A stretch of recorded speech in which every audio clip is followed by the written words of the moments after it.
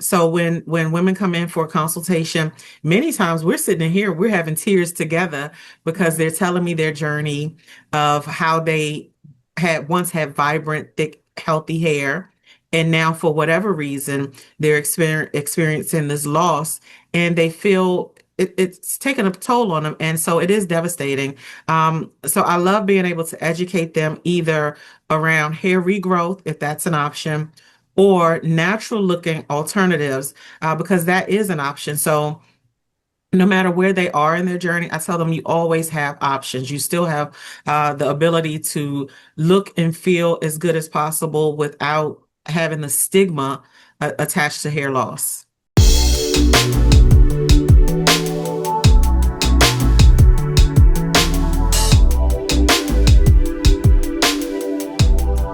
Hey gorgeous, welcome to Unapologetically 50 Plus. My name is Angela. So today we are talking about hair growth, hair loss, I should say regrowth, hair loss, and the parts of this journey that don't get talked about enough. So my guest today is LaKeysha Moore, and she is a hair loss practitioner and the owner of Your New Image. So for many of us, especially in midlife, our bodies start changing in ways we didn't expect or feel prepared for. And hair loss can be one of those shifts. While it may look cosmetic, on the surface, it often goes much deeper, touching identity, confidence, and how we see ourselves in this next chapter. So this conversation is about more than hair. It's about health changes, self-trust, and learning how to meet ourselves with compassion as things evolve. My guest, she does work at the intersection of care, education, and healing. And I'm grateful for this conversation, because it creates space for honesty, options, and confidence. But before we get started, I have one huge favor to ask. If you find any value or enjoy the content, please remember to like, subscribe, hit the notification bell, and you can also find me on Spotify, so please check it out. I greatly and truly appreciate your support. All right, so let's bring on Miss LaKeysha Moore, and let's get this conversation started. Hey, LaKeysha, how you doing, love? Hello, and thank you for having me, Angela. I'm wonderful. Good, good. So this conversation is something that really, for me, touches all kinds of parts, because when we're going through menopause, like I'm in postmenopause, but we start noticing different changes. We start noticing, of course, weight gain and all those good things, but hair loss is a huge one. And like I said in my introduction, it's more than just about the hair loss. It's how we feel about ourselves in this whole process. So before we get really into the conversation, go on and tell folks about you. All right. Well, thank you. I'm LaKeysha Moore. I am a certified hair loss practitioner and the owner of Your New Image, where we change how women experience hair loss. We offer hair regrowth coaching, non-medical hair replacement units like medical wigs and cranial prostheses. And I absolutely love what I do and who I do it for. Okay. So why? What made you get into this area? Well, for many years, probably about 25 years, I've been a makeup artist, a part-time makeup artist. So I've done that in my previous life. And when I wasn't doing that, my full-time work was always in medical. I have done marketing and sales in long-term care. And during COVID, in the beginning of COVID, I had an opportunity to be introduced to medical wigs with someone who had a practice that focused on mastectomy and care for women dealing with breast cancer. And when I saw the medical wigs that were being offered, I did not like what I saw. I said, these don't look like anything that anybody I know would want to wear if they were going through this journey. So I started really doing the deep dive and the research, and then I started getting the education. So I spent all of COVID getting certified and doing the education and building the business plan and all those things. And then in 22, I was able to open a space, and it's dedicated to women. Everything in here is pink and just very chic and dedicated to women, creating a safe space so you can literally come in, take your hair off, and talk about the things that we don't normally get to talk about. Okay.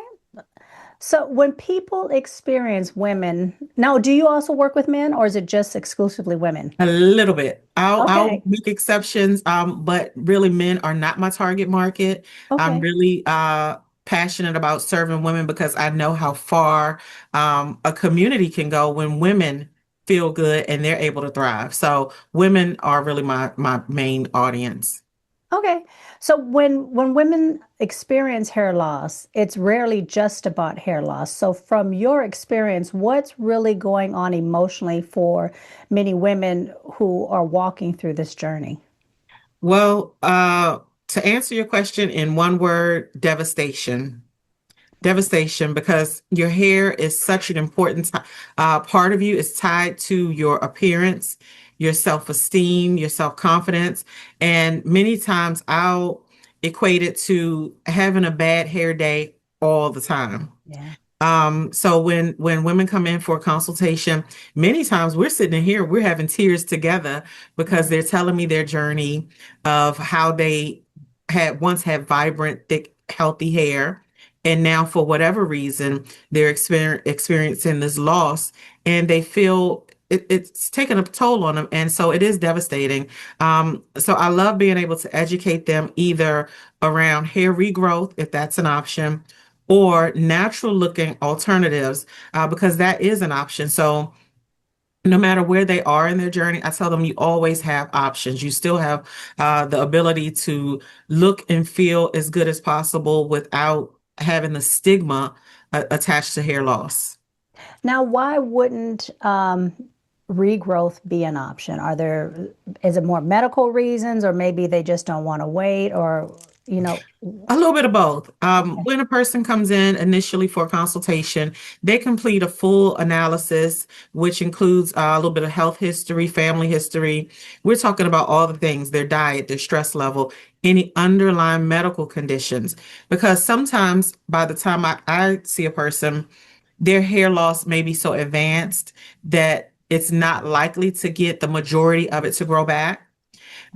Sometimes their hair loss is temporary, and then other times the hair loss it's sporadic. It's in different areas of the scalp, so I feel confident about them regrowing it. So when they come in for their consultation, I'm able to use the scope and look at their questionnaire and determine if we'll be able to help meet their goals or not. Oh, okay. Okay. And you do something called hair regrowth coaching, which I think a lot of people may not fully understand. So, can you explain that a little bit? Absolutely. I started regrowth coaching as a result of, excuse me, getting my certification and learning more about the opportunity to kind of treat or guide individuals with hair loss. And I said, well, we've got to be able to make this where they can do it on their own. So I coach them. There's a 3, 6, or 12 month series where clients are coming in to see me. It's a combination approach. They're coming in to see me, but they also have homework that they have to do at home. And just with any type of coaching program, I'm giving you the blueprint, I'm giving you the tools, and you have to follow that. And we follow it for a set of whatever time frame, Mhm. and we check in. I tell them I can see if you're doing your homework, and we monitor each time they're coming in. We're able Yeah. to see what their progress looks like. So the regrowth coaching is really good for someone who's in early stage to mid stage hair loss. So, can you do that if someone is online, if they don't live in Maryland? Are you able to do that? Absolutely. Okay. We can do a we do a virtual intake assessment and Mhm. determine which level they need. And then that helps us determine what products and tools they need in their toolkit. And then we do virtual check-ins. And they also have a number of products, ebook. I have an ebook and an e-journal that they would download in their toolkit. Okay. Mhm. So, when you talk about wigs and what is it, cranial prosthetics, Right. that carries a lot of stigma or misunderstanding. So, what do you wish people knew about these options before they decide whether they're for or not for them?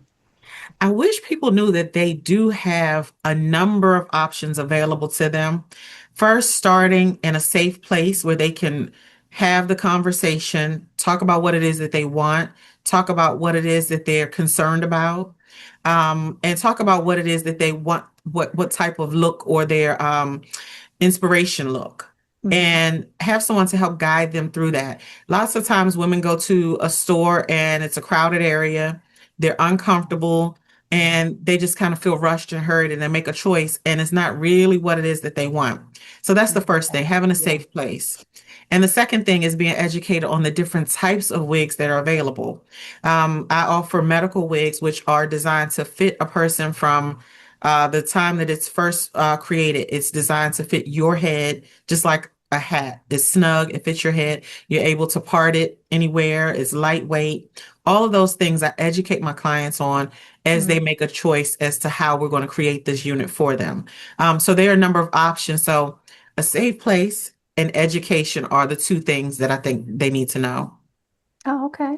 Okay. Education and community seem to be a big part of your work, especially around alopecia. So, why was it important for you to go beyond one-on-one services and create workshops and partnerships? That's such a good question. Um, I think two reasons. One is, like I said at first, I love what I do and who I do it for. And I know that there's strength in community. I Hmm. know that when women get together, we tend to support each other. We're able to cheer each other on, and we tend to go further when we have a common, some type of commonality. So Hmm. small group classes, I think, go very well. So the coaching, while my hair regrowth coaching for the most part is individualized, I do believe in some small group sessions. And I also believe in educating, even starting with our young girls as tweens and going into teens, Oh, educating them. I worked with a counterpart to create a hair boost boot camp where we started educating them on the importance of just basic hair care because we have a whole generation of young girls who are yes, not doing very well with taking care of their natural hair. They're yes. wearing extensions early, they're tearing up their hairline, and they're not very confident in their own ability to take care of their own hair. So I saw that as a need, and we just kind of built the education around meeting the needs that we see. I'm so glad you touched upon that because, when I was getting ready for, our conversation, that really didn't, I didn't really think about the importance of young girls learning how to take care of their hair because, at least when I was growing up, my mother took care of my hair until she thought I was able to do it. And she took the time to teach me. And of course, back then, there were braids and stuff, but with my hair texture, I really didn't do any braids because my hair is already so thin. But I didn't really think about teaching, as you're saying, teaching young girls because you're right, they have a lot of not just the braids but the extensions Mhm. and what are the wigs that The lace fronts. the lace fronts. Thank Yeah. you. And I didn't really think they could cause damage. So can you explain a little bit more how they cause damage to the hairline? Absolutely. I've seen situations where women are absolutely allergic to the adhesive and they're still wearing it. So that can cause Gotcha. damage to your skin, your scalp, your follicles, and disrupt your hair growth. Hmm. I've seen situations where, especially younger girls, are doing a lot of the edges or baby hair with products that are not designed for everyday use. And that is tearing up their hairline. If it's adhesive or gel or sprays, those things are not really designed for you to wear every day, all day. So you're going to have hair loss. You're going to have traction alopecia, even from what should have been a protective style, but ends up being a bit traumatic to your hairline. Now, are braids, can that be damaging to your hair? Braids can be, they can also Uh-huh. be a source of protection, but the main thing is good scalp care and Okay. preparing your hair before you get the braids put in. And your stylist should really be mindful of the amount of tension that's being caused by the style. Another thing that's been a hot topic here in the last couple years is the type of braiding hair that women are using. It's been known that a lot of synthetic hair can be harmful to your scalp. I've seen Oh, inflammation and flare-ups due to allergic reactions to the synthetic hair. So it's definitely something to be aware of if you're going to be a braid wearer. oh, okay, okay. And so for I know I'm staying on the young girls, and I know we're supposed to be talking about women in midlife, That's all but right. um, the course or the workshops that you teach, are these also good for the parents to come in as well? Because you still have some girls that are very young and are not really ready to take care of their own. They think they are, but they're not ready to take care of their own hair properly. So are these workshops also good for the parents? We've offered a couple. We didn't get the response that we initially thought we would with the mommy and me type of class. Okay. Mainly, the biggest response that we had was for tweens, mainly ages 9 to 13, is Oh, that okay. window that we really worked well with or work with the most. Hmm. Okay. Okay. Well, that's interesting. Now, so young girls. And I know just like with everything, when we're younger, there's a time frame when our growth, like we say, 25 is when our brain is really fully developed. Is that also with our hair?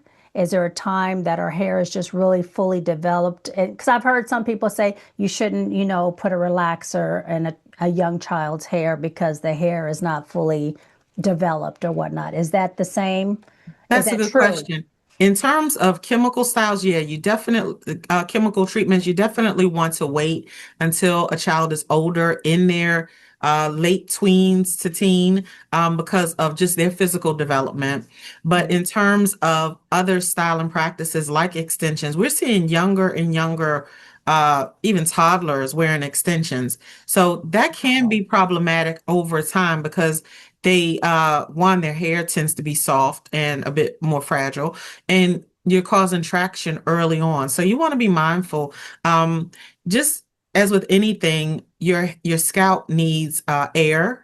It needs to have its circulation, ability to circulate in order for your hair to grow through its natural growth cycle. So when we start constricting that with tight styles, extensions, or heavy products early in, we're stunting the growth, we're damaging the hair earlier, and it's hard to recover from it.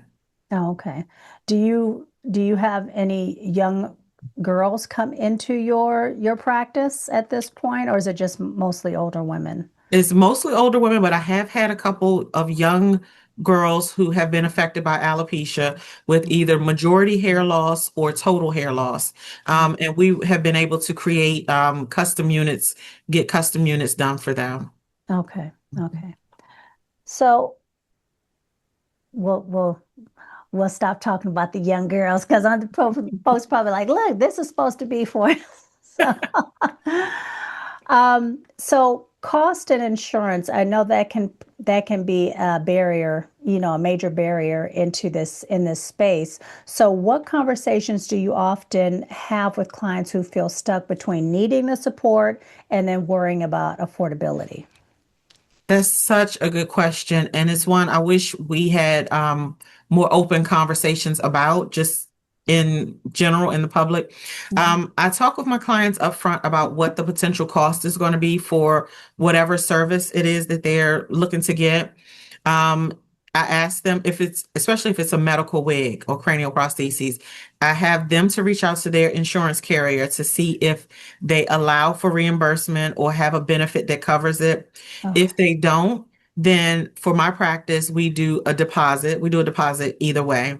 And then they're able to pay for their balance upon arrival with their final pickup. Now, that usually works for most of my clients. And just depending on what kind of unit they order it may take some time for it to get here. Now, I do have some clients that cost is a barrier, so we look at other alternatives. So it may not be a medical wig, a full-on medical wig, which has a higher price point. So it may be a full lace wig that can be adjusted and customized for them, but it's not quite the same base and the structure as a medical wig. So I really try to work with my clients to meet whatever their need and budget is. Okay. Now, and I don't know if you already explained this, I can't remember, but what is the difference between a medical wig and then, you know, wigs that when we go out into to the store and buy it? Okay. A wig that you buy retail and in general beauty supply stores, Hmm. those are packaged, they're pre-made, they are mass produced, they're ready to go. And you can customize, some of those can be customized to meet your needs. Hmm. Whereas a medical wig is designed for you from start to finish. We take measurements around your nape, your ears, your forehead, everything. Oh, So it's okay. designed to fit you. We look at the density of the hair, the texture of the hair. We look at the type of base that the unit is going to be created on. So if you're a person who tends to sweat, you want a certain type of base. If you tend to be a little chillier, you want something that's going to keep you a little warmer. So there are a Okay. number of factors that go into the medical wig.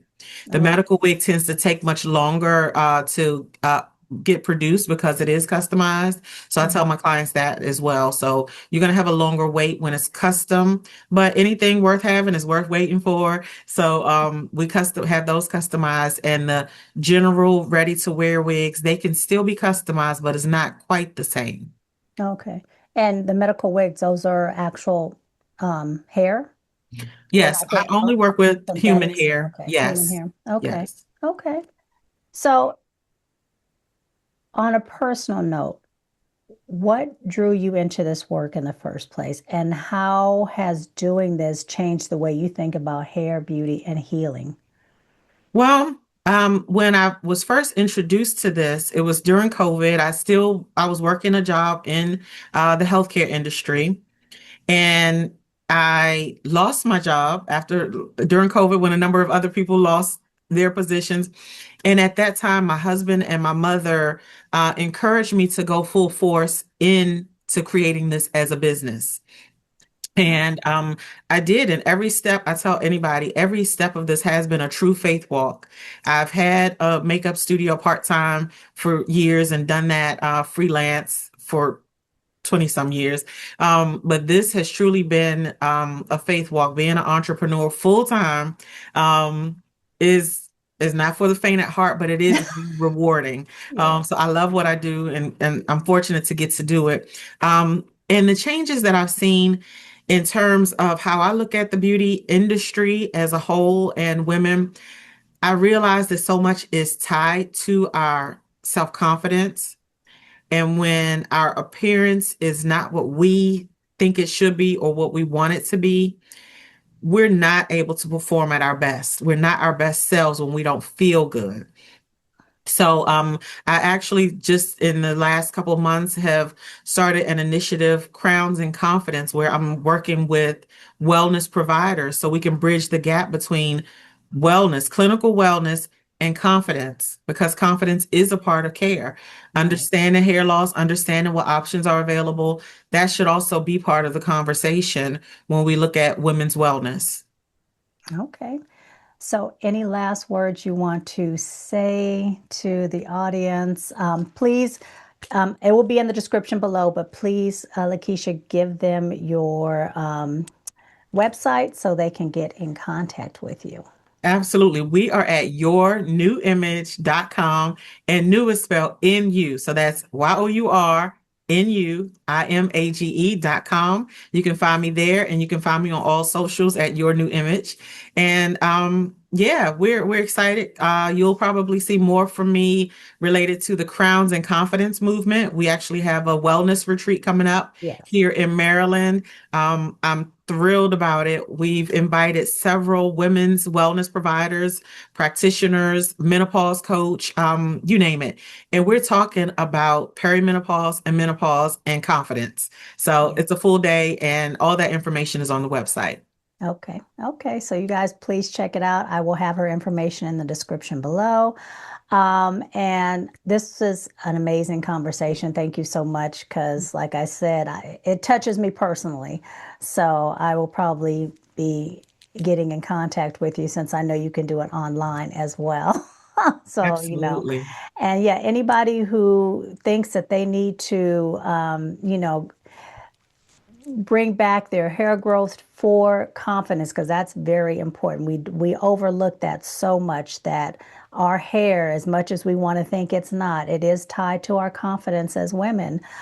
So we need to make sure we are as confident and staying confident so we can be, you know, better in society ourselves. So please give her a call if you think this is something you need. And check out her wellness information and her wellness retreat if you happen to be in Maryland. Will you maybe have a retreat like online or something as well? I have been asked that. So it may come down the pike, and make Okay. it all virtual because I have been getting that question. I have, Yeah. so far, I do have guests who are coming from as far as North Carolina so far, Okay. and I have one of our presenters coming from Oregon. So I'm really Okay. excited. So we've kind of crossed the coast here, East and West Coast. Yeah. So I'm really excited about it, but I am definitely open to collaborating and creating a virtual experience. I think a lot of women would appreciate that. I know I would. So, or hopefully it won't be snowing and you said this is in I, March. yes, yes. Okay. I hope we're over all of that. Okay. I hope. All right, Miss LaKeysha Moore, thank you so much for coming on. And you guys, thank you for joining us. And I will see you again real soon. Bye. Thank you.